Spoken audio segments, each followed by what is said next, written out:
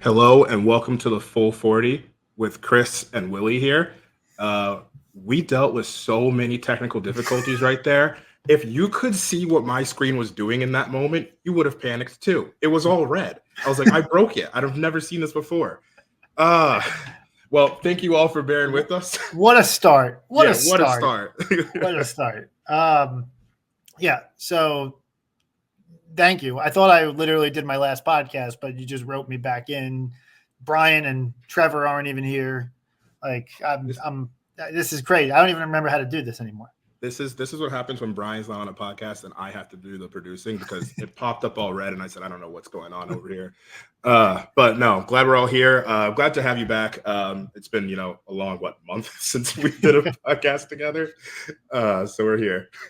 So look, we have Kyle Neptune. We had to resend the whole link out or whatever. We're waiting for him to join us. We spoke with him briefly off air. So he's set to join as soon as he's here. He's here. So we're going to bring him in just momentarily and get this thing fired up. I don't think we should hold any timing back away from this at this point. I mean, after I cost us 6 minutes, I think we should roll. Yeah. Why don't we bring him on? And we got about 40 minutes or so to do this. So Let's bring up Coach Neptune. What's up, guys? How you doing today? I'm great. How you doing? Good. Thank you for bearing with us during that technical difficulty. Things happen. I get it. Just going to switch these up. Great. All right. Well, Kyle, thank you so much for joining. Wanted to just kind of get started in this. Obviously, kind of caught off guard here with the stream, but want to know how summer's going. I know we saw John Rothstein was actually just on campus. How is that conversation going? How's everything been going? I know it's also recruiting live period as well. Yeah. I mean, it's right now, just in college basketball in general, it's kind of the never ending song, right? Like the season ends, years ago, you would take a deep breath, maybe take a week or two off. But it's just not that way anymore. So we continue through recruiting and then continue to have our guys on campus now. And, I'm really excited with the guys that we've recruited. And, we're deep into practice. We're practicing, 2 or 3 times a week, getting them some skill work as well, lifting, all that stuff. So we're really excited where we are right now as a program. That's good to hear. I guess my question with that is kind of like, as you, what with the lack of time in the off season now, like how has that changed things for you? You just don't have it. There's no real time off. That's all. There's nothing different that you haven't done. There's just no deep breath. You just keep going. The good thing is it's not like, ooh, this is specific to Villanova. Yeah. This is just what it is now. And this is kind of the new norm for not just the coaches, but the players as well. That makes a ton of sense. Does anything change from meeting with the players or anything along those lines? Obviously we have that whole portal and NIL and the essentially re-recruiting of the roster. So we know that there's that aspect of things, but in the summer period right now, is it still business as usual for you all? Now everyone's doing their training and things like that. It feels like we're back in kind of the groove by now. Yeah, once it hits summer, right now we're preparing for the season. We're all systems go. We're treating it like this is the national championship game every practice. We try to be as intense as we possibly can. We legitimately look at it like every time we step on the floor, we're trying to get better. Well, I wanted to kind of just learn a little bit more about kind of you and your kind of coaching style and your thought process and things like that. So after graduating from Lehigh, you went abroad, you played in Lithuania and Puerto Rico. Kind of curious what you learned about basketball there that you bring to Villanova. What I learned about basketball there? Or yourself. You know what? What I learned in general, I think that when someone says overseas, that's so broad, right? There's so many different levels of overseas basketball, and yeah, I didn't know that coming out. Yeah. I was fortunate enough to actually play at a pretty high level. The two teams I was fortunate enough to be on for a short stint, I should say, we're at a pretty high level, and I learned pretty quickly. Like this is serious. Like this is like you to be a really good player overseas, you got to be like scratching the surface of the NBA. And that like I didn't know that coming out of college. Now there's a bunch of leagues that are kind of subordinate leagues that are lower level, but when you get to the highest levels, it's really competitive. And then with that, was there anything specific about basketball that you learned? Like anything just about the game or anything that's like different when you're playing overseas, quote unquote? Yeah. I couldn't pull one thing. Like I said, I had a very short stint over there, really short stint. I would say, like I said before, like it's really different over there. Like you can be a role player, and go play in the NBA as a role player. Now to get there, you have to be really good, right? Most times when you go and play in those leagues overseas as an American, they're asking you to be the guy. And so it's a very different position to be in. And it's definitely an adjustment period, I think, to just understand what that is when you get over there. So, I think mentality, understanding the lay of the land is the things I pulled from my time over there the most. All right. So you finish over there, you take the video coordinator job at Nova, you do spend some time at Niagara. Kind of on the same note, what did you learn about college basketball at Niagara that's helping you right now? Oh, a lot. Well, first and foremost, with Joe Mihalik, who was the head coach at Niagara at the time, he's a high level coach. He ran a really tight program. He ran a really successful program. So just learned, his style of play is very different from Coach Wright and what we have done here. It's pretty different. So just getting another mind and being around his way of seeing the game was important. Also, that was my first exposure to recruiting. And not just that, Joe Mihalik is the hardest working human being that I've ever been around. Like he's in the office. It's literally impossible to beat him to the office. I remember my first week I was started at, I get there at 9. I'm trying to beat him. He beat me to 9. Next, try to go 8:30, went back to 8. By 7:30, I was like, all right, man, you got it. You got it. He's in there all the time. He'll stay super late. Like he's one of the hardest workers I've ever been around. I think that was really kind of just hard hedged into me from being up there, and then the recruiting landscape also, like it's so far from everything. Like we got to, you get in the car, you're driving like 6-7 hours to your closest recruiting base at times. So it was definitely a grind. Between kind of learning the grind of college basketball and learning a different style that was Joe Mihalik's baby. It was definitely a positive time for me. I learned a lot while I was up there. Can you talk a little bit more about Coach Mihalik's style, like how that's different than, because I'm sure there's a lot of fans who don't really know the difference there, and just understand a little bit more about how that differs from Villanova basketball, because I'd be curious if there's any parts of our offense or our defense that you have more from Coach Mihalik than you do from Coach Wright. Well, Coach Mihalik is his style was much more centered around one or two players and playing much more through those guys and having kind of subordinate guys out there to kind of help support him. He also played He played really fast and tried to get the ball out and score quickly. And then the way he saw the game in terms of calling plays was very different as well. So, I would say just game planning wise, all the things that go into college and the preparation, very different from how we like to do it. But it helped me because it gives you a different thought process and expands your mind to what other people do as well and how they see the game. So, I would say that just understanding different styles and different things that people try to implement both offensively and defensively really helped me. Oh, go ahead, Chris. No, I was just going to say, so I guess maybe drilling into that a little bit. So, just hearing what you're saying, you say, okay, it's different than how we do things at Villanova, which to me, as I'm hearing that, just letting you on to like what I'm hearing is like, hey, we do things at Villanova. We do things kind of like I'll say it the J way or whatever. And so, but I want to, obviously you have some differences in your coaching style to Coach Wright. I just want to make sure that I want to understand exactly what those are. Like, what are the differences that you would say, or you and Coach Wright have maybe even battled with over the years as you as an assistant to say, no, I just view it differently.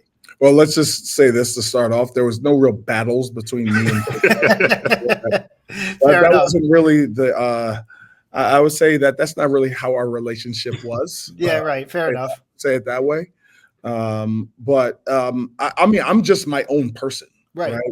I will say that, a lot of what I am as a coach, as a person, is because I was here at Villanova and, I was here for a long period of time and picked up a lot of the things that Coach Wright not only taught like at our team and our program and what he stood for as a person, as a man, but also the basketball piece as well. I just believe in a lot of the same things just because that's, kind of what I saw as I was growing as a coach. Now, the implementation and, as, first of all, as you look at it like this, every team is completely different each year. Right. Yep. So even Coach Wright's teams, you look at a team from, was Coach for first grade, the 2006. I think that was their Elite Eight year. That team is literally light years different than any of the national championship teams, completely different than the first Final Four team. And each year, Coach would go through and say, hey, what's the best way to play with this team? And what he did was he used all his knowledge and all the habits that he knew that each guy had, and he made a decision based off the personnel for that year.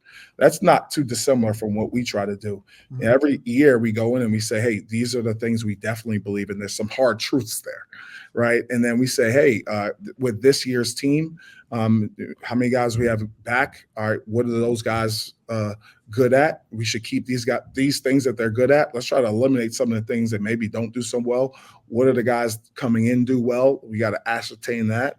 All right, let's put these guys in those spots. Try to bolster the things that they do well as much as possible. Try to do away with their weaknesses or things that we don't think are things that are our strengths, and take it from there. And I think that's the kind of the process of each year in terms of how I would look at it. And I think that's pretty similar to Coach Wright's as well. So that's my best non-answer to your question. I know I didn't give you exactly what you wanted there, but I do believe each year is different, no matter who's the coach. And like for me, I think there's like some hard truths. There's some hard things that we try to implement each year. But then a lot of it is figuring out the team and the strengths and weaknesses and trying to going from there. And I'd imagine that those hard truths, the conversations with not only the other people on the coaching staff, but the players obviously changes year to year. How do you navigate that where it's okay, this team is structured in XYZ way. That means we're not going to be able to do, or we need to do X, Y, or Z. And that also requires then getting buy-in for players that like maybe you didn't know. Like you can come up with the structure of the roster on paper all you want, but until they're in the Davis Center playing, when you recognize, okay, wait, player X can't do this the way that we thought they could. Yeah. How does that conversation and that look like? How's that conversation happen with the player? You're just honest with the player. I think, as a coach, your job is to try to push guys to do, a lot of things sometimes they don't want to do for the good of the team and for the good of that common goal that you guys have. And you just try to do whatever you can to try to make sure that everyone's on the same page. So that's just articulating your point to each guy and, being demanding, asking them, not really asking, like making sure they know what is expected of them on a daily basis. And then just going back to something you said about Coach, where there wasn't really much of a conversation. It was kind of what Jay says is usually going to go. Right. How is that kind of conversation going on with the assistant coaching staff historically over the last 2 years? And then how do you, and I'm asking you to use some foresight here, imagine that changes adding in Jamie Young as well? How does that kind of conversation go? Is it more collaborative? Is it still, Kyle, you're like, all right, this is me at the end of the day, I'm making the choice? Or is it more of like, hey, I need 4 out of 5 people here to agree on something? So I would say, you look at our staff that we've had, we've been together so long. Yeah. We're talking about guys that I've known. I would say Arlisha Davis, I want to say, is here from she's here over 15 years. Dwayne Anderson, definitely over 10 years. Mike Nardi, I want to say 13, 14 years at this point. Ashley Howard, you're talking about 7, 8 years, right? So in terms of when we were all working for Coach Wright, we knew like we could go into a practice and run a practice because we knew what was expected and we knew his vision. And my vision is very similar. So any terminology, anything that we plan, these guys know inside out. And I think there's a lot of synergy there in just the way we think about the game, the way we see the game. So that it's really good going to work as a head coach, knowing that the staff knows a lot of what's expected. Now, I think Coach Young brings a brand new perspective and a lot of experience at highest level of basketball. Like he's been in the NBA, the highest level of basketball, for over 20 years. He does have some college basketball experience at Lemoyne.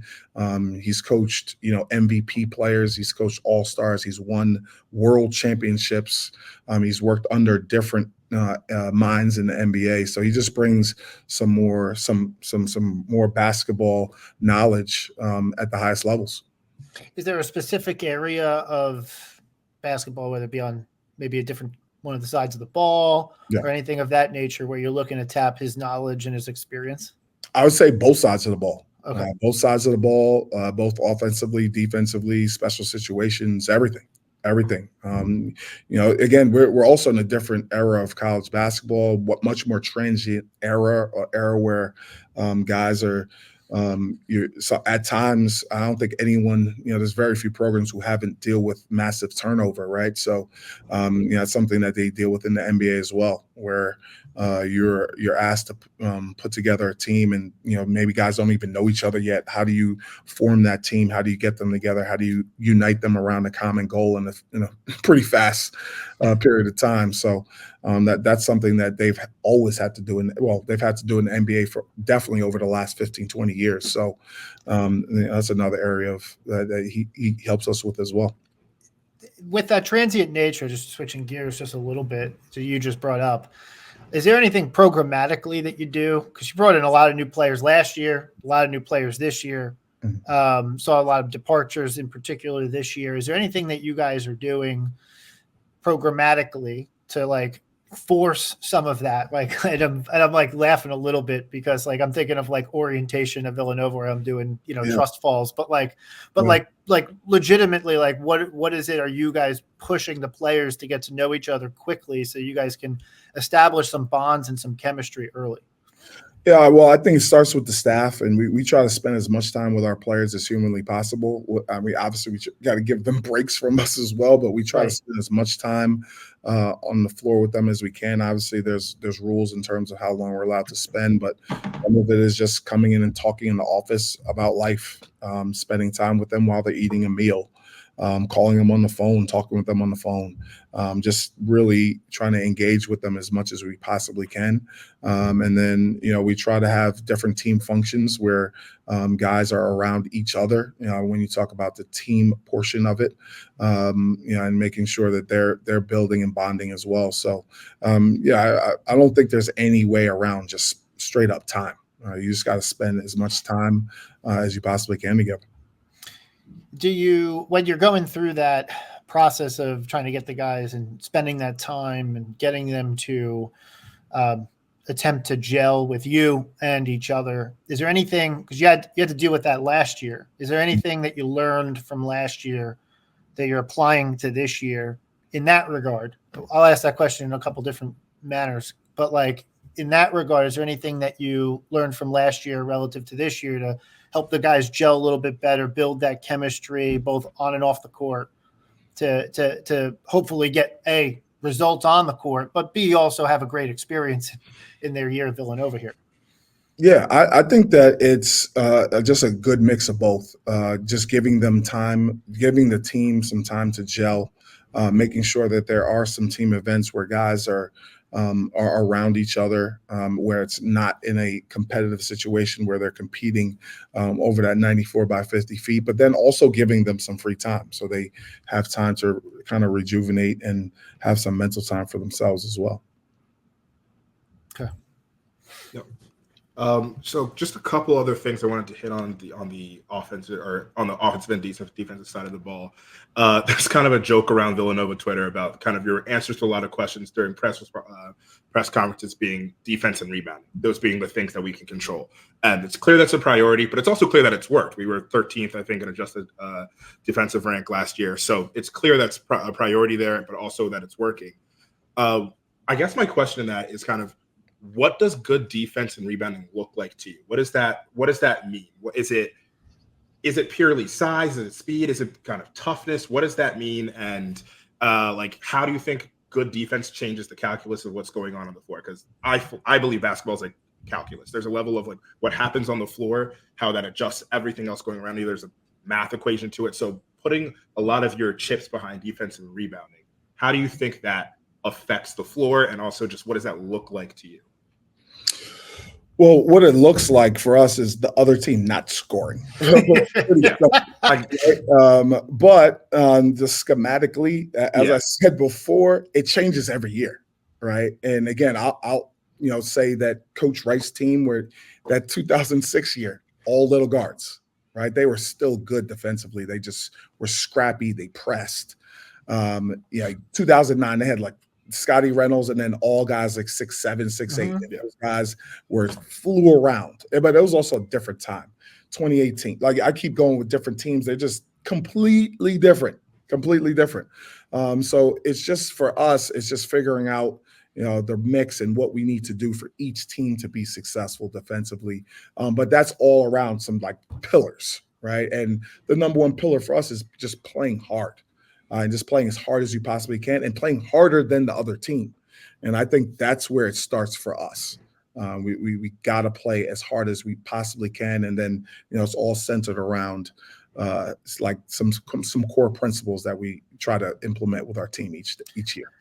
So in terms of playing hard, because I know playing hard, like I think a lot of people hear playing hard and say effort, right? Like, which I think is obviously number one. Like that's table stakes, is you got to put in maximum effort. But I think a lot of times, like, and Jay Billis sometimes will go into this, is playing hard means like it's somewhat of a mix of hard and smart in the sense of knowing your opposition, their tendencies, etc., cutting under or over a screen, depending on what the scout says, etc.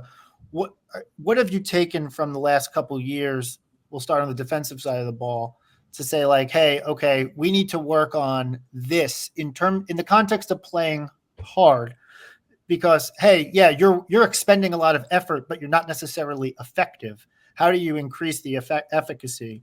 Obviously, each team is different, but what have you learned in saying, okay, I got to get these guys motivated, but how do I get these guys motivated to use their effort to be effective? So this is the way we organize it. And I'll go backwards. You can be as smart as you possibly want. But if you don't like, if a dude just backs you down and scores on you and you're not playing hard and you're not tough, like that doesn't really help. Right. You could know all the personnel and what they like to do. But if you don't play hard and you're not tough and you don't take that away, they're still going to do it. Right. So we start with playing hard, and we tell our guys, all right, playing hard is first. You got to fly around. You got to give maximum effort. You got to be tough. And then from playing hard, we say you got to play together. You got to be a team out there, and you have that be a cohesive bunch, right? So if you're playing hard and you're playing together, that means you're talking. You guys, like, if you have to switch, you switch the way that we're asking the team to switch. If there's a ball screen coverage, the entire team is involved with that ball screen coverage. It's not just the two guys in that coverage. Everyone else has to know what's going on with that. If there's an isolation and we're guarding a guy a specific way, it's not just that one guy on the ball. Everyone's got to know their job in that isolation, post, everything, every single portion. It's never just that one guy. It's the team working as one, right? So that's together. So not to mention talking, right? That's togetherness, right? So from hard together, playing hard and together, then we get to smart, right? And then we get to, like, all right, if a team's playing hard and together, and they're flying around together and playing hard, you can start ramping up what you can do from a schematic point of view and being as smart as you possibly can and start to push the boundaries of that. And then we tell our team, like, if you've done all those things and you're playing hard, you're playing together, you're playing smart, now you can say that, hey, that team has pride in what you're doing. And that's how we break it down for our guys, so they understand kind of the gradual approach to being a good defensive team. I mean, just being a good team in general. Year 1 to year 2, obviously the defense improved dramatically. In your mind, is that personnel? You guys getting smarter as a coaching staff, a little bit better as a coaching staff, maybe just the team listening better, or like, is a little mix of everything? I'm just curious, kind of, obviously coaching impacts the game. You can't make the ball go in the basket, so to speak, which I think leads to your answers in press conferences about defense and rebounding. But just speaking on defense, like you've said, okay, we teach these principles. What got better year 1 to year 2?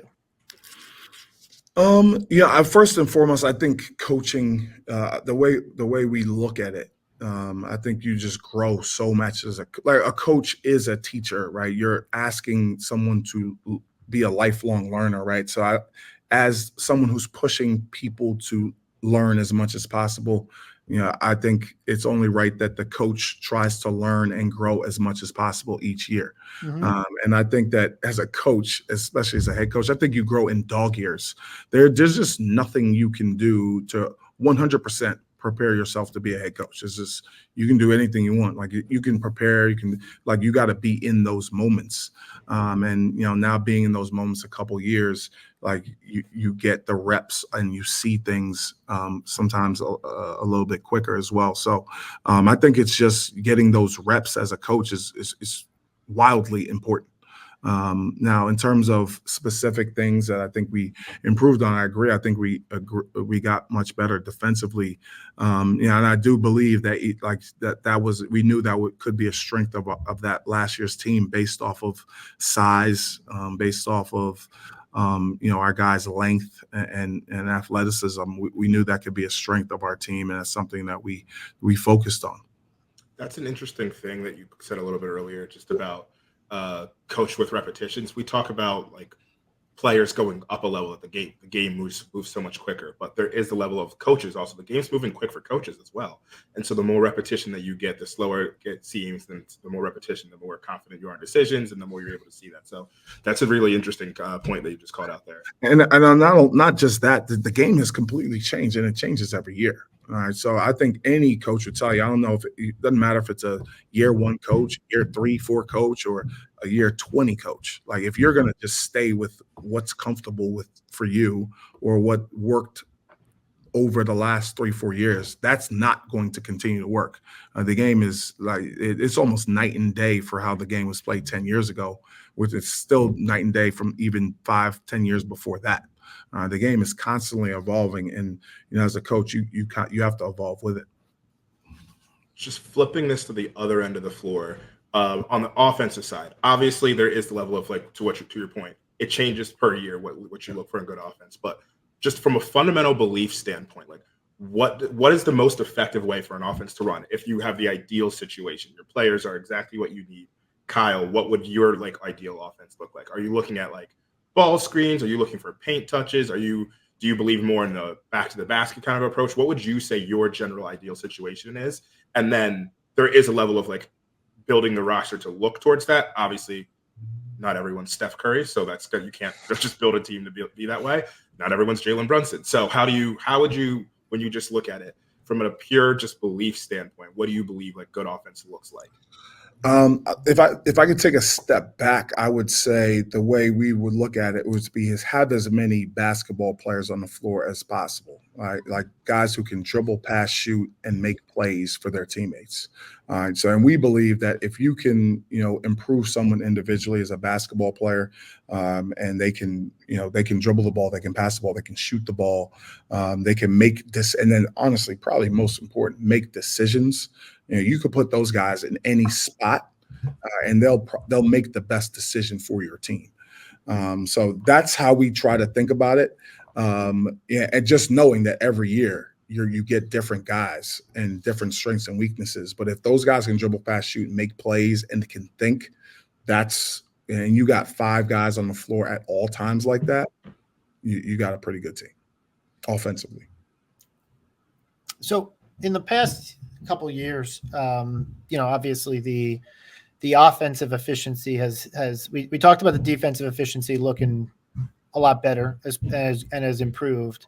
On the offensive side, it at times looks like disjointed. We have had long droughts to start games in particular, that particularly dogged this past year's team.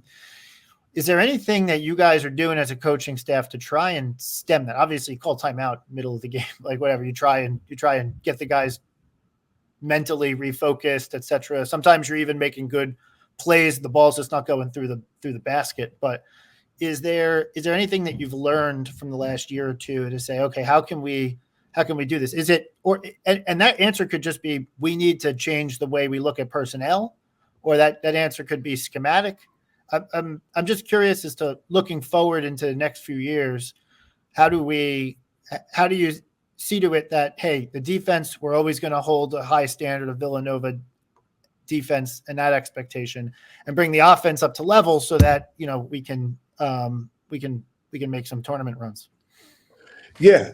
And fair point. Obviously, you go back and it's very clear that, defensively we were in a great spot last year, especially towards the end, I thought, and definitely also very clear that we struggle at times offensively.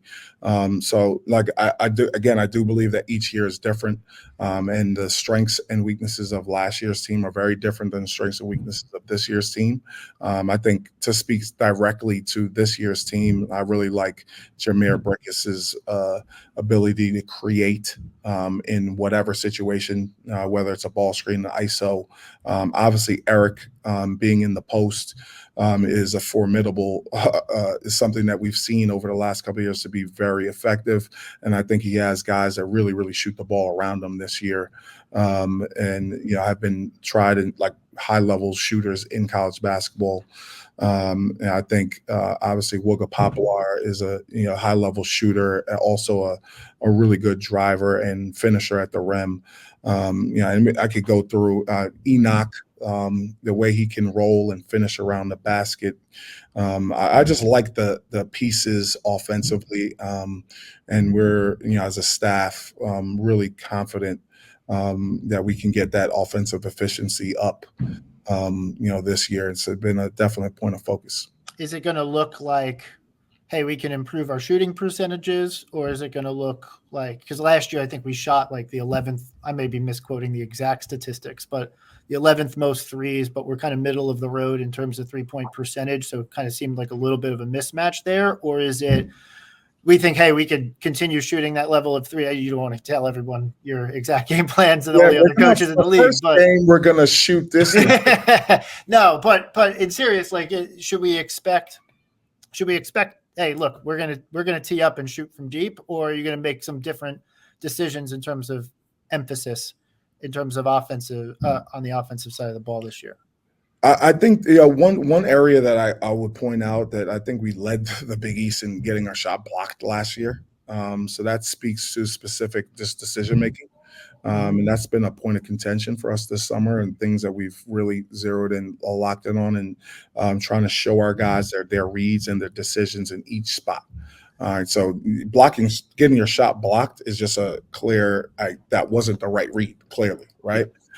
So we can use that same thought process in a lot of different areas of the offensive end, whether it's, all right, well, you missed that shot and he flew at you. What could you have done different there?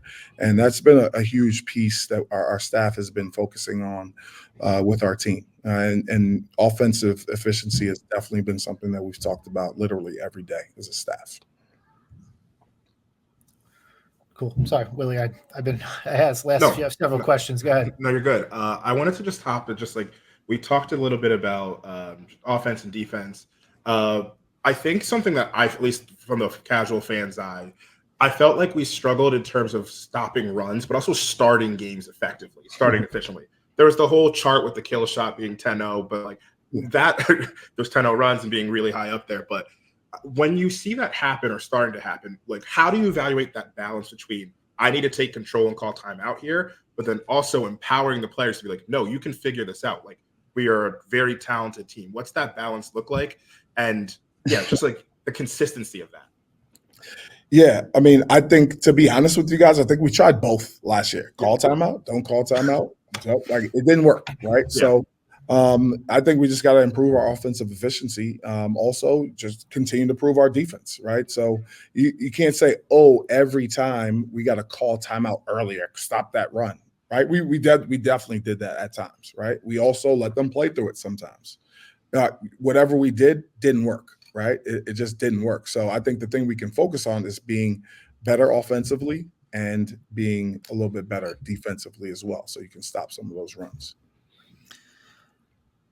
Yeah, no, I guess then, like obviously, look, there's no silver bullet to make the ball go in the basket, right? Like, is it a matter of, hey guys, in a timeout, like, hey guys, like you got an open shot here, you got better looks here. Yeah. Is that 100%. Right?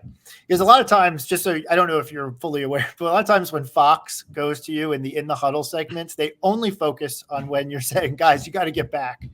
And I'm sure you're giving them a lot more information. Yeah. I try not to while those, just so you guys know how that works, is the camera comes in and you have like 20 seconds, I mean, whatever it is, 20 seconds. So honestly, I'll be honest with you, half the time when that 20 seconds, I'm saying things that won't affect our competitive advantage during that time. And then when they go out, this is what every coach does, by the way. It's not just when that goes out, then we get into like, here, this is what we're going to do. So I now that you say that, that does make sense. If you were looking at that and like, does this dude ever talk about? I get that. Wow. I never thought about it like that. So are you saying that everyone thinks that that's all we say during the entire timeout each time? Is that how it looks? I'll be honest, coupled with the answers at press conferences being we can't make the ball go through the hoop, defense and rebounding. Yeah. I think there's a thought that like, hey, you're focused on defense, and then the offense is kind of like personnel and hope for the best. But objectively, we know that's not the case. Right. That can't be correct, but it just feels like it sometimes. Got it. Yeah. So I mean, and I do believe that with most teams anyway, even if they're going through like a specific play, like that's the charter from Fox. They're not gonna. They try to like help you gain they don't want to like hurt you with the competitive advantage. So I hopefully our fans and you guys just trust we're talking about a little bit more than what goes on that like 20-second bite there. So awesome. So yeah, I fully buy that guy. The common sense kicks in and you're like, yeah, there's no way that's the only thing that they're talking about during the 20-second period. So I guess something else that I'm thinking about here is we're talking a little bit about consistency. We talked about wanting to be the best Villanova basketball program that we can be for whatever we are at the end of the season.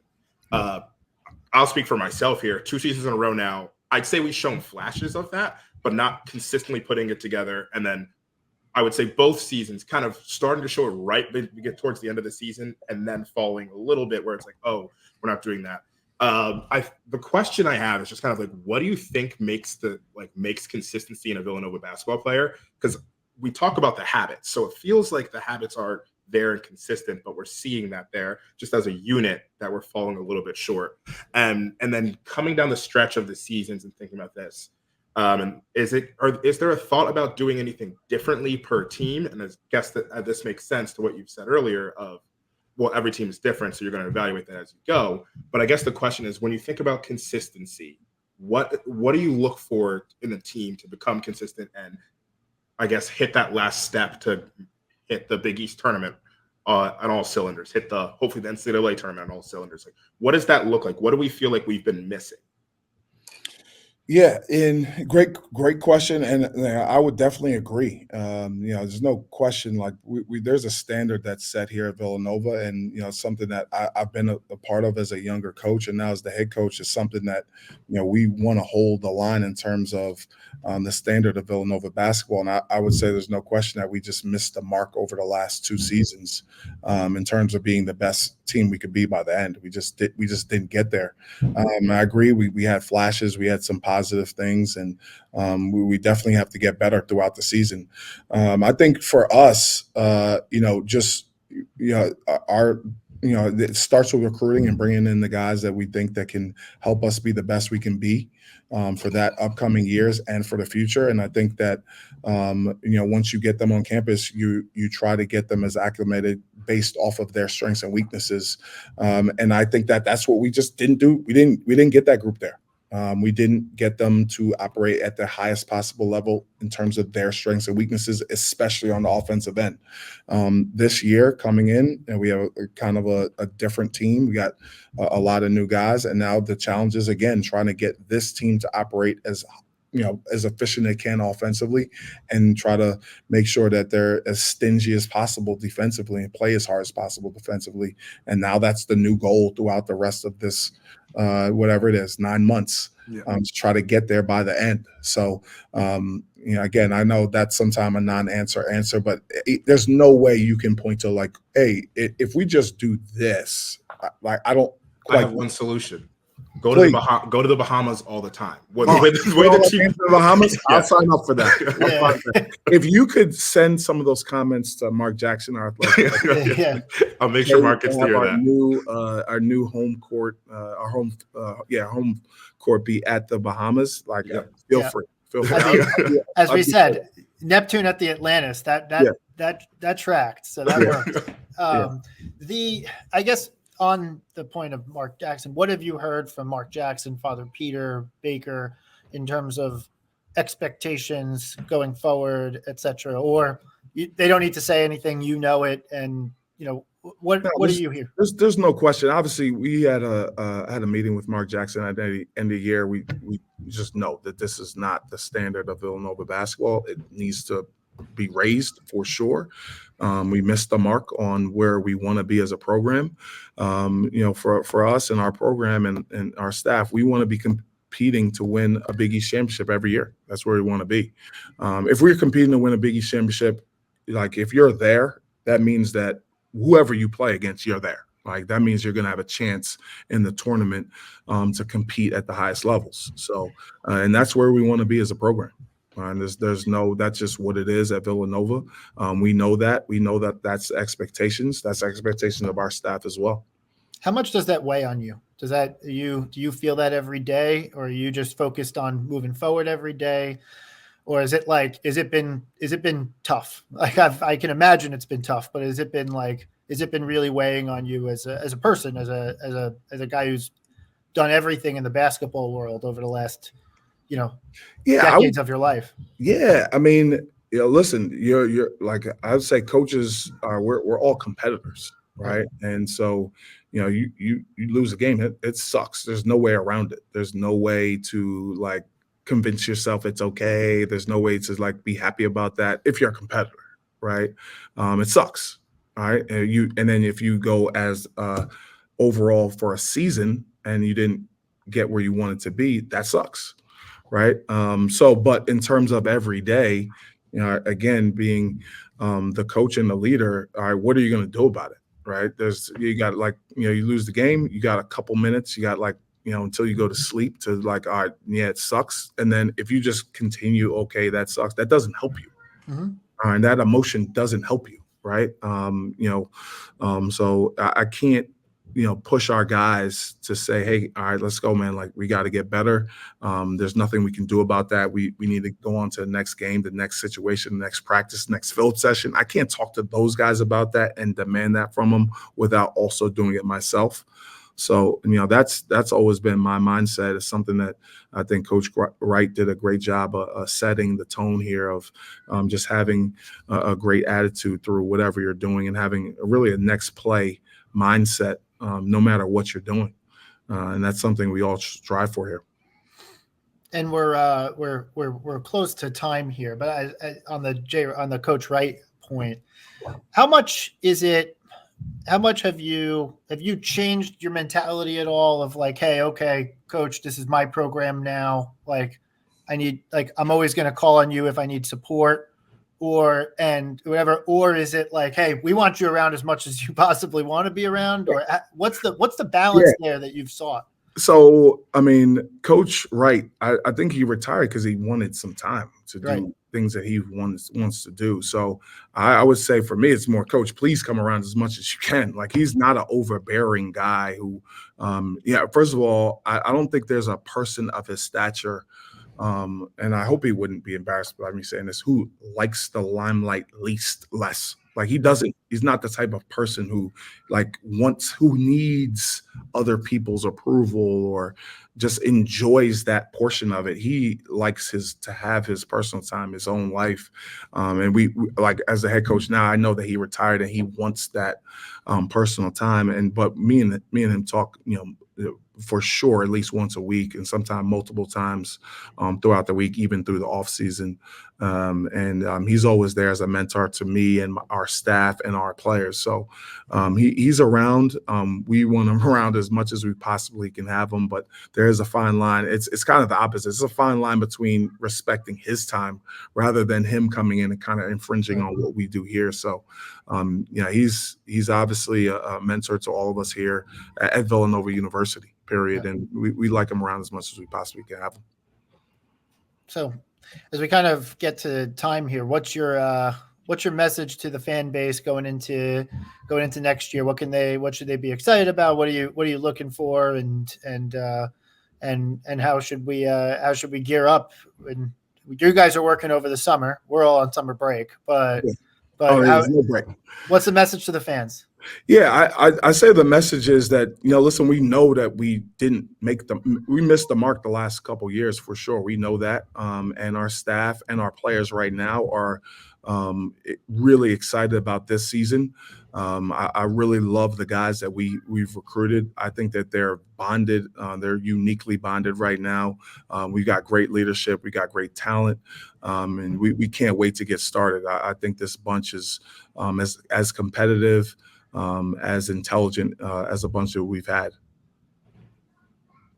Cool. Awesome. Well, Kyle, thank you so much for your time. It's been a great pleasure having you here. I think this is going to pull an end to the podcast. So everybody, for the full 40, it's Willy and Chris.